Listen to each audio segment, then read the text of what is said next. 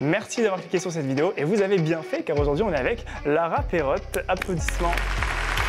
Lara Perrotte, son premier film c'est Intouchable. Elle a bossé avec Wes Anderson et elle a fait la mise au point sur Athéna. Extrait.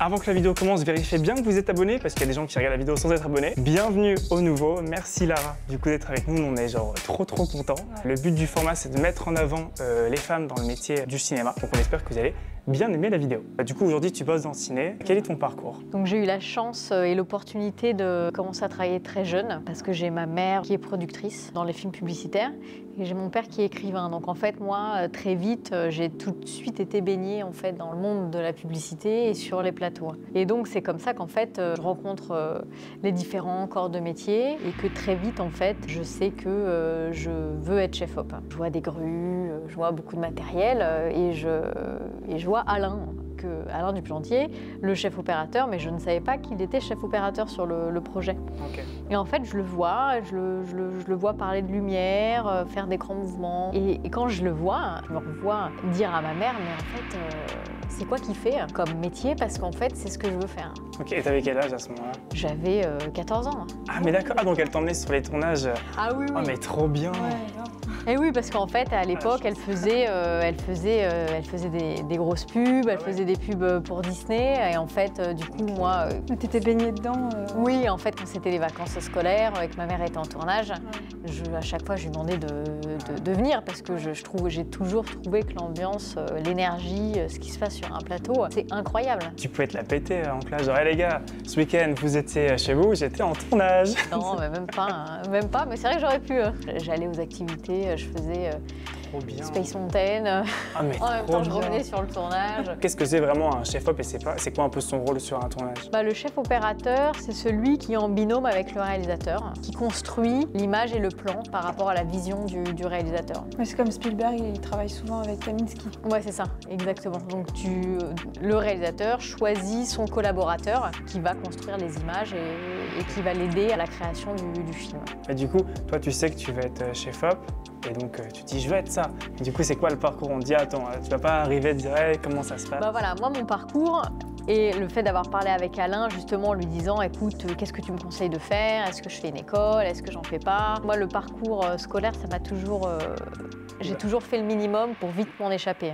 Bienvenue au club. Oui, nous aussi.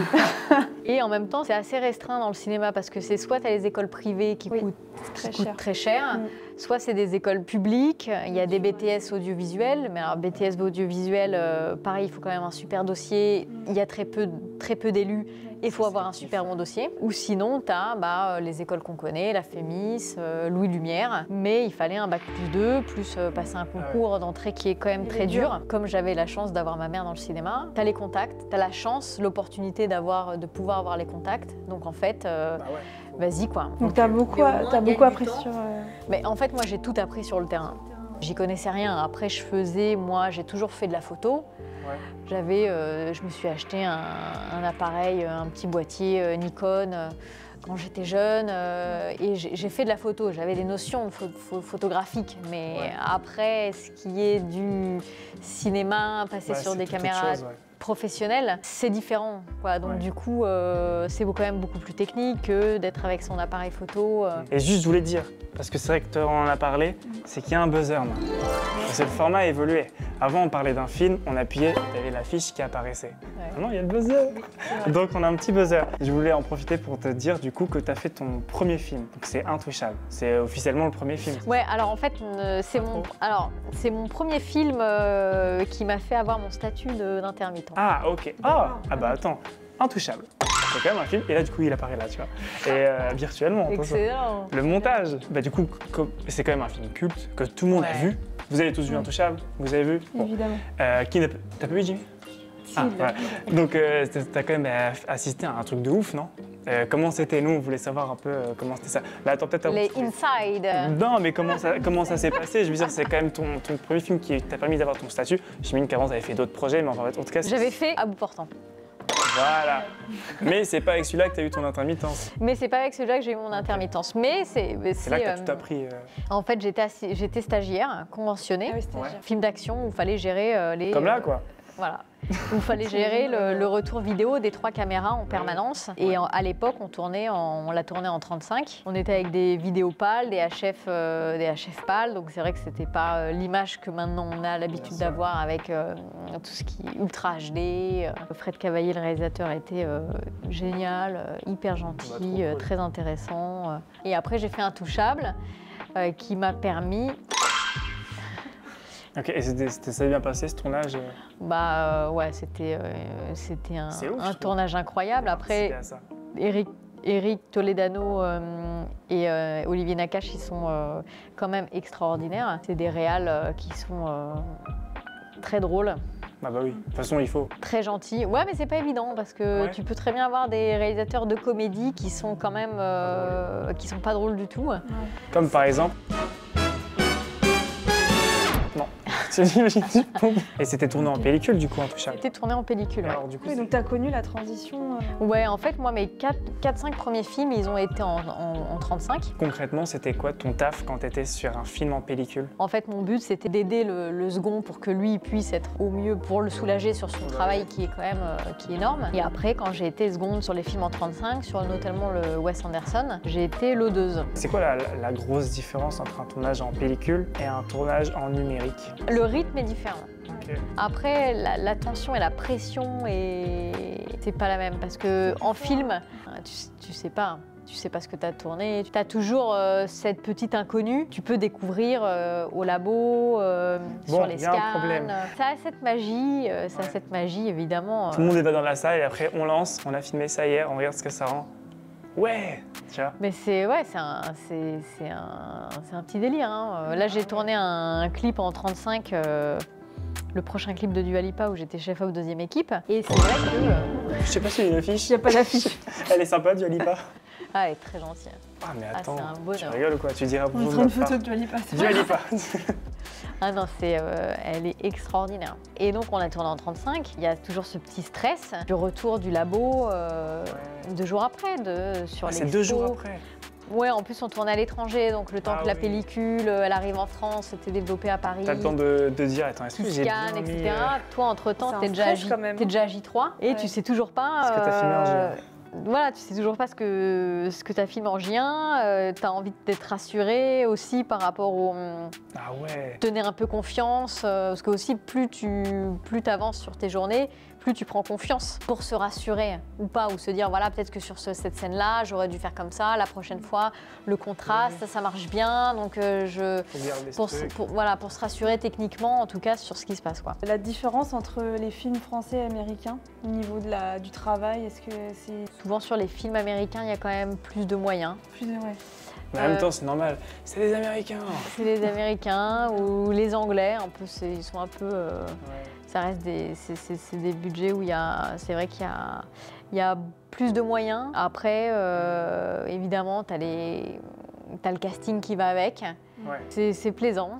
Ah bah oui, t'as un bon casting, là, t'es content. Bah ouais, pour Wes Anderson, il y avait quand même un bon casting. Ah ouais, Wes Anderson, à chaque fois que je recevais la feuille de service... Ah ouais, tu voyais les noms des gens. Je voyais les noms et c'est exactement pour ça que j'ai accepté ce film-là, parce que moi, à l'époque, quand il me propose ce film-là au Laude, il sait que je suis passée première, mais il me dit, écoute, c'est un film important pour moi, je vais me constituer une équipe sur laquelle je peux compter. Et je sais que tu as de l'expérience en pellicule. J'aimerais que tu sois avec moi, que tu fasses partie de l'aventure. Tu viens dans mon équipe. Et que tu viennes, ouais. Et évidemment, je me souviens, j'étais au Maroc quand il m'appelle et qu'il me propose ça. Et je dis, mais bien sûr. Avec plaisir, je vois Wes Anderson. Wes Anderson, il a vraiment sa patte, quoi. Vraiment, on le reconnaît. Tout de suite. Quoi. Et en plus, il a la particularité de travailler qu'en famille. C'est vrai que tous les jours, quand je recevais la feuille de service et que je voyais tous ces noms, c'est pour ça que je veux travailler dans le cinéma, quoi. C'est pour, félicitations. C'est pour pouvoir côtoyer, on va travailler avec ces grandes personnes. Et puis là, t'es proche en plus d'eux, vu que t'es à l'image. Ouais, ça c'est l'avantage d'être travaillé à la caméra. Ouais. Bouge pas, Margot. T'imagines, tu places quelqu'un hyper connu. Non mais c'est trop bien. C'est pour ça que c'est vrai que le fait d'être à la caméra aussi, t'as une proximité avec la face qui est quand même très intéressante. Ouais. Parce que, en fait, pour être chef opérateur, il n'y a pas que le chemin parcours assistant caméra. C'est très français, ce truc. Ouais, c'est français. Ouais, c'est très français, les assistants caméra qui... Il y a plus d'assistants caméra qui passent chef op que de gaffeurs qui passent chef op en France. Par contre, aux États-Unis ou en Angleterre, bah, c'est souvent les gaffeurs qui passent chef op. Et ce qui, en fait, a un peu plus de sens parce que les gaffeurs, c'est celui qui, quand même, crée l'image avec le chef opérateur. Donc, il est plus à même de faire l'image d'un film. Ok, donc c'est plus un chef électro, du coup, qui passe chef op, plutôt que là en France, c'est plus le... C'est plus les assistants caméra qui, à un moment donné, passent chef op. Okay, c'est vrai que c'est plus logique que ça soit le gaffeur. Oui. Et c'est deux écoles différentes. Et c'est vrai que là, moi, j'ai été 14 ans assistante caméra. Et quand je passe chef op, c'est tout un nouveau dialogue. Ah bah oui. Et tout un nouvel univers que j'ai toujours côtoyé parce que j'ai toujours été sur un plateau. Bah oui. Parce qu'en fait, on est toujours, même sans travailler la lumière, finalement, tu es toujours sur un plateau, donc tu vois ouais. Même si tu prêtes pas attention de comment il a positionné ses sources, mais tu sens, en fait, quand il y a quelque chose quand c'est beau, quand il y a quelque chose qui va pas. Il fallait que je réapprenne complètement les projecteurs, toutes les sources, essayer de comprendre quel projecteur placer par rapport à la taille de fenêtre qu'il fallait que j'éclaire. C'est tout un autre travail, hyper intéressant, mais très déstabilisant parce qu'au début, bah, du coup, tu repars un peu de zéro. C'est pas le même axe d'approche. Ouais. Ok. Et du coup, là, tu y arrives, tout va bien. Ouais. Donc, bravo. Bah, après, de toute façon, c'est un métier qui évolue tout le temps parce que les caméras évoluent, les technologies évoluent, donc c'est un truc où il y a toujours besoin d'apprendre. Ouais. Et du coup, nous, on voulait te dire, c'est que nous, on regarde beaucoup les making-of. Ouais. On kiffe les making-of. Moi, j'aime le ciné parce que j'ai regardé le making-of de Jurassic Park, quoi, je vous le dis. C'est tellement intéressant, les behind the scenes. Et je l'ai regardé 1000 fois, hein. Je regardais plus. Je regardais d'abord le making-of avant de regarder le film, des fois. Je trouvais ça trop intéressant. Ouais, c'est super intéressant. Derrière la télé, tu vois. Toi, c'était plus dans la vraie vie. Moi, c'était la télé. Je faisais, mais c'est trop bien, je vais faire pareil, tu vois. Et du coup, on avait vu Athéna. Ouais. Et en fait, on avait vu le making-of parce qu'on s'est dit, nous, on kiffe les plans séquences. On s'est dit, mais comment ils ont fait les plans séquences et tout. Les cuts. Athéna, voilà. Et là, on voyait quelqu'un à côté du cadreur qui courait partout, qui était comme ça. On s'est dit, mais attends, c'est qui cette ninja là?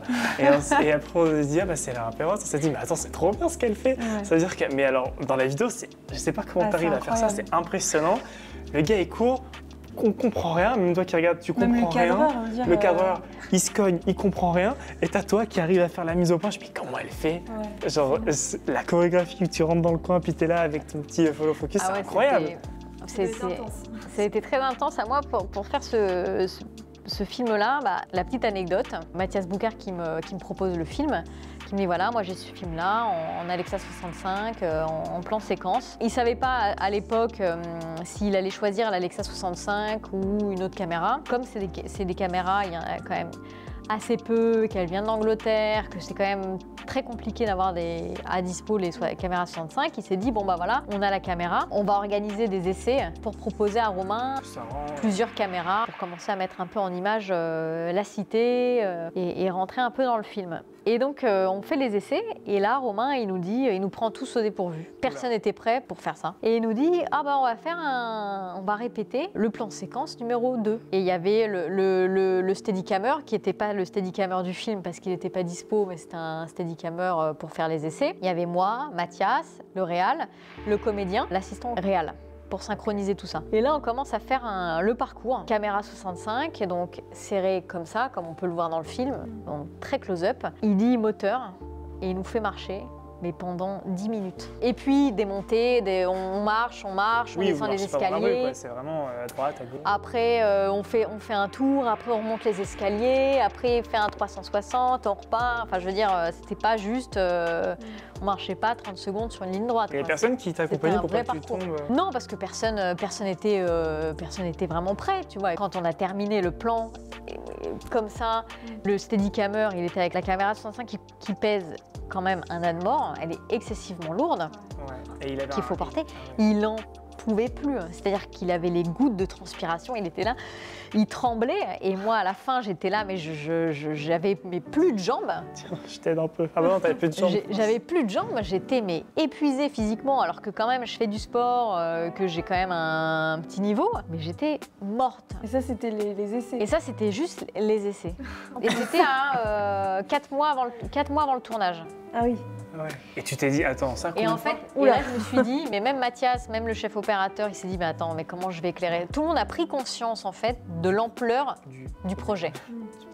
Et c'est à partir de ce moment-là où, finalement, tout le monde est rentré dedans. C'est-à-dire que le chef Machino, il est rentré dedans aussi par rapport à les techniques d'accroche de caméra. Moi, je suis rentrée dedans parce qu'en fait, j'ai mis quand même physiquement, j'ai mis 3 jours à m'en remettre, j'avais des courbatures pendant 3 jours. Ah ouais. Donc en fait, je me suis dit, mais ça, c'est pas possible, parce que je peux pas avoir mal pendant tout le film. Ah oui. Et en plus, là, c'était des conditions qui étaient quand même relativement simples, parce qu'il n'y avait pas les 200 figurants, il n'y avait pas les VFX, il y avait rien des SFX en fait. Il n'y avait pas de fumée, il n'y avait pas d'explosion, il n'y avait pas de pyrotechnie, il n'y avait pas de feu d'artifice, c'était clean. Quand t'es comme ça dans le camion là. Ouais, à un moment donné, il y a t'es au début, je crois. Il n'y a déjà pas de place pour un gars qui filme. Mais ouais, alors après, c'est vrai que moi j'ai eu beaucoup de chance parce que pour le coup, je suis petit modèle. Ouais. Donc j'ai réussi à me faufiler dans des endroits qui étaient quand même quasiment impossibles. Bah, t'avais juste un moniteur, un retour avec un... Oui. Ouais. Non, mais j'avais juste ça. Et même dans cette scène-là, je l'ai faite sans moniteur parce qu'il fallait que je sois avec. Bah, tu le fais. Après, l'avantage, c'est que c'était. Il y a eu des répétitions. C'est une chorégraphie que tu répètes. Même la mise au point? T'es arrivé à savoir où est-ce qu'il était le point sans voir le... Après, tu fais ça au juge. En fait, tu fais à la. Tu fais ça à la distance et tu fais ça au feeling. Ah, c'est incroyable, encore. C'est encore plus incroyable. Et après, tu as des outils pour t'aider que tu mets sur ta caméra qui s'appellent des jumelles. Moi, j'avais un CineRT à l'époque. Il te dit. Bah tiens, toi, t'aides si tu veux, c'est un indicateur qui t'aide. En plus, t'es en pied, il faut que tu convertisses. Ouais. Enfin, non, moi je convertis plus. Non, parce que nous, en fait, moi, j'ai toujours pointé en pied. Bah franchement, bravo, je sais pas quoi. Enfin, c'est incroyable à voir, aller voir ce film et voir le making-of. Vous verrez Lara, c'est incroyable. Alors, je voulais parler aussi de la place de la femme dans ce métier. Et vu que tu es une femme, c'est quoi ton ressenti sur les tournages? Bah, c'est vrai que depuis quelques années, quand même, la place de la femme est beaucoup plus présente qu'avant. Ouais. Ouais. Moi, quand j'ai commencé, je vais parler comme si j'avais 70 ans, mais quand j'ai commencé... en 90 Non, mais par exemple, il y a 14 ans, quand j'ai commencé, c'est aussi pour ça que je voulais faire de la caméra, parce qu'à l'époque, il n'y avait aucune femme qui était électro, par exemple. Il y avait quelques femmes qui étaient machinettes. On dit machinette? Ouais. C'est trop mignon. C'est mignon. Machinette. Quelques femmes machinettes, mais il y avait beaucoup plus de femmes à la caméra, mais beaucoup moins qu'aujourd'hui. C'est-à-dire que maintenant, aujourd'hui, la tendance s'est inversée. Ouais. On peut se retrouver qu'avec une équipe de femmes à la caméra. Avant, c'était très rare, quoi. Il y avait peut-être une assistante caméra, une seconde ou une assistante vidéo. Il y avait très peu. Il y avait quelques femmes premières, mais très peu. Hein. C'était pas les mêmes époques aussi. C'était pas la même génération. Donc, c'était beaucoup plus dur en tant que femme et moins accessible qu'aujourd'hui où maintenant, ça s'est énormément ouvert. Je pense qu'il y a des gens qui doivent s'inspirer de ton parcours en tant que femme, c'est sûr. Ouais. Parce que moi, quand j'avais regardé tous les commentaires qu'il y avait sur la vidéo d'Athéna, j'ai fait, mais attends, elle doit inspirer tellement de gens. C'est vrai que tu fais partie de ces gens qui font en sorte que il y a plus de femmes, tu vois, je pense, dans ce milieu-là. Et, cool, tant mieux si je peux inspirer, inspirer des jeunes. Let's go, on est là en plus des jeunes femmes, carrément. Imagine, t'es maman, tu pars sur un tournage, vraiment 2-3 semaines, et c'est qui garde le petit, quoi. Et ça tombe bien. Parce que tu es une jeune maman, félicitations. Est-ce que tu peux nous en parler un peu de comment ça se passe, cet aspect-là dans ta vie? Ça se passe très bien. Mon conjoint est chef-op. J'ai très vite demandé de l'aide, en fait. On a pris une nounou pour que, en fait... Il y a des choses qui existent et qui sont mises en place. Ouais, en fait, après, tout dépend de tes priorités. Hein. Tu places ta carrière dans ta vie pro, tout ça, quoi. Et moi, ma priorité aussi, c'est de me construire en tant que femme, d'avoir une famille, mais aussi de me construire d'un point de vue professionnel. Ouais. C'est pas parce que je suis maman que en fait je vais pas pouvoir avoir une ambition professionnelle. Ou très vite inconsciemment on te fait culpabiliser en me posant des petites questions. T'as repris vite quand même le travail, tu vois. Je dis, ouais, Mais je fais ce que je veux. J'ai repris vite et ça m'a fait du bien en fait de reprendre parce que c'est vrai que c'est quand même éprouvant. Tu vis un truc en microcosme avec ton conjoint et qu'il y a un moment donné, tu as tellement la tête dedans qu'en fait, ça fait du bien de pouvoir prendre un petit peu de recul, de distance et de pouvoir encore mieux apprécier en fait les bons moments, quoi. On a vu, parce que tu as un petit site, on a vu que tu avais bossé pour Apple. Et là, Apple nous a sorti l'iPhone 15 Pro Max. Oui. Qui finalement, ils ont un logarithmique, un log Apple. Un Apple, oui. Ils font du 422HQ. Ah ouais? Enregistrement externe, ouais, il y a même un 4K. ProRes, tu peux enregistrer en ProRes. Enregistrer en ProRes sur un SSD. Sur le dernier, là? Oui, mais par contre, tu es obligé d'avoir un SSD à côté, bien Oui, sûr. ou alors un... Mais on peut riguer le téléphone, parce que maintenant, Oui. il y a par exemple Small Rig. Ils ont sorti... Ah, ça y est, là, les vidéastes, ils sont Oui. tac, tac, tac, Oui, tac, c'est tac, plutôt tac. vidéaste. oui, mais c'est pas nous, c'est pas notre team vidéaste, ça. Hein. Non, on n'a pas d'iPhone. Et C'est pas un placement produit. iPhone 14 Max, il sort des trucs, on filmerait pas avec un iPhone. Qu'est-ce que t'en penses un peu de cette évolution? Genre, C'est intéressant, mais il y a surtout qu'il y a des réalisateurs. Je sais qu'il y a Fincher qui a fait une pub il n'y a pas si longtemps que ça. Ils ont filmé qu'à l'iPhone. il a changé Fincher. Je parlais de l'iPhone parce que c'est juste pour dire à quel point ça va vite. Tu sais, genre quand toi, Non, mais il y ça a va 14 hyper ans, c'était puis- pas ça. Non, mais tu bien vois. sûr. C'est surtout que je pense qu'il y a aussi de la demande. S'ils le font, c'est qu'il y a de la demande. Oui, Avec après- TikTok et Ça tout. fait partie de l'évolution aussi de la technologie, quoi. Oui, Donc oui, c'est ça. il y a ce truc-là où Mais c'est maintenant, drôle, tu as tu vois. tellement, t'es en HD avec une espèce de vidéo hyper quali.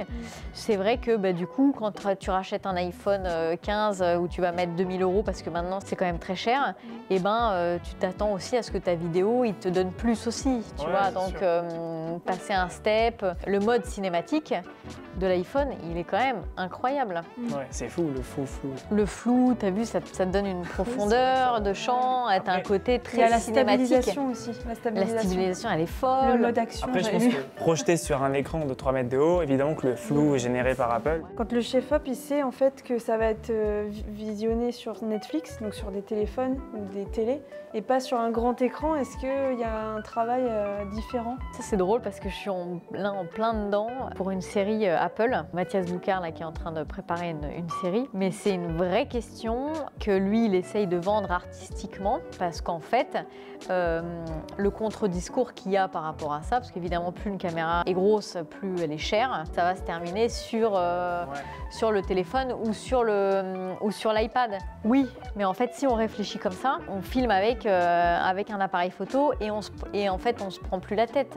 Donc voilà, c'est un vrai choix artistique qui est pris en compte et qui est hyper intéressant. Un petit conseil pour devenir chef-op. Alors le conseil que je donnerais aujourd'hui aux personnes qui veulent devenir chef-op, c'est de se lancer directement. Commencer rapidement à faire des images, à se monter une bande démo. Maintenant, je trouve qu'aujourd'hui, avec toutes les caméras qu'il y a, c'est quand même Plus accessible. plus accessible de pouvoir commencer à essayer de trouver son style. Donc c'est vraiment ce que je conseille, c'est de se lancer le plus tôt possible parce que le parcours est long. Bah voilà, vous savez tout, les gars. Faites des courts-métrages. Faites des images surtout. Ouais. Lancez-vous direct. Et c'est quoi tes références cinéma? Les Affranchis, Ok. Le Parrain. T'as loupé, Chloé. Il y en a plusieurs. 1, 2, 3. Et L'Exorciste. Ok. Alors, rien à voir. Allez. Ouais. Pourquoi ces 3 films? Parce que c'est le cinéma des années 90, culture américaine, c'est ce qui m'a donné envie de faire du cinéma. Ok, bah trop bien. Et maintenant, on passe à la mise en pratique. Alors, qu'est-ce que tu nous as amené Alors moi j'ai ramené une cellule. Mais non. Eh si. Qu'est-ce qu'une cellule? Qu'est-ce qu'une cellule? Je vais vous montrer. En vrai, on sait ce que c'est, on va faire sans le passer. Bien sûr. La cellule Seconic, nouvelle génération. Oh, New Parce Generation. que j'ai voulu acheter l'ancienne génération, mais qui est introuvable. seulement sur le Bon Coin, mais elle est aussi chère, autant s'acheter la nouvelle. Et je dois avouer que j'étais pas fan. J'étais pas fan au début parce que c'est tactile. Une cellule, ça permet de contrôler sa lumière, gérer son diaph, là, elle vient de tester, elle se gérer dit, les contrastes.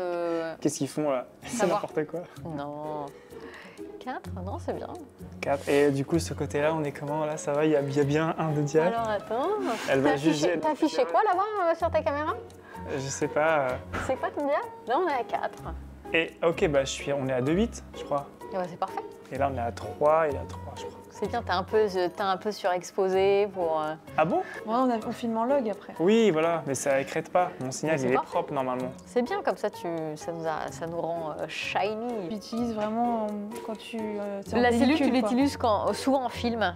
Ouais. Après, ça dépend des chefs opérateurs. Oui, ça dépend du Il y en a qui utilisent la cellule même en numérique. C'est vraiment c'est des méthodes différentes. Donc en fait, moi, par rapport à ce que je souhaite au rendu final, soit je décide sur cette lumière-là qu'il y ait plus de lumière, ou soit je lui demande de dimmer down pour qu'il y ait un peu moins de lumière pour faire un truc beaucoup plus contraste et plus dense. C'est le moment du coup de passer au moment de l'anecdote de Lara.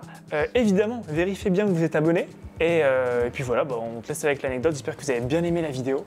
Et puis merci beaucoup de nous soutenir, de mettre des likes, de partager ça à des personnes qui veulent bosser dans le ciné et qui veulent devenir chef op. Du coup Lara, on t'écoute pour ta super anecdote. Et alors mon anecdote, c'est que si vous voulez que Adrien Brody vous offre un café, faites des films de Wes Anderson. C'est ça? Ouais, alors ça c'était vraiment incroyable. C'est que sur les films de Wes Anderson, il tourne qu'en famille. Donc il a une toute petite équipe à la face. C'est une équipe, ça représente 15 personnes, que des chefs de poste. Et en fait, toutes ces coupures déjeuner, quand il coupe, tu as une petite équipe qui arrive et qui installe des tables de camping et tu manges sur le plateau. Moi, je me suis retrouvée à déjeuner en face d'Adrien Brody, de Tilda Swinton. Ah ouais. Tu peux me passer le beurre? Oui, tiens, merci. T'es comme à la maison, quoi. Il fait un contrat avec les comédiens où ils sont maquillés le matin en loge. Et une fois qu'ils sont sur le plateau, il y a des retouches maquillage, mais ils n'ont pas de loge. Ok. Ah oui, ils sont tout le temps dehors. Et ils ne travaillent pas avec leur staff, ils travaillent avec le choix du staff de Wes Anderson. C'est-à-dire que c'est Wes Anderson qui choisit sa maquilleuse, sa styliste, c'est pas Adrien Brody qui vient avec sa maquilleuse, son coiffeur, comme ils ont l'habitude de faire sur des autres projets. Oui, ils sont pas entre eux, quoi. C'est vraiment tout le monde est ensemble. Donc, ah non, mais c'est incroyable. Je pense que c'est bon. Ouais. C'est la fin de la vidéo. La Voilà, lumière il nous a s'éteint. lâchés. Bon, voilà. qu'est-ce que vous voulez que je vous dise? Merci d'avoir regardé. Et ben merci beaucoup. Et au revoir. Au revoir. Au revoir. Au revoir.